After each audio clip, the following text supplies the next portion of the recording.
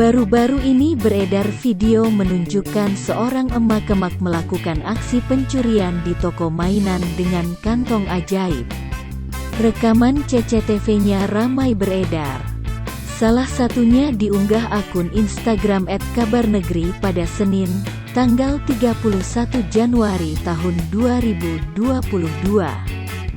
Dalam keterangan unggahan disebutkan kejadian ini berawal dari dua orang ibu dan anak yang berkunjung untuk membeli mainan. Lokasinya di salah satu toko mainan di daerah Petamanan, Kota Pasuruan.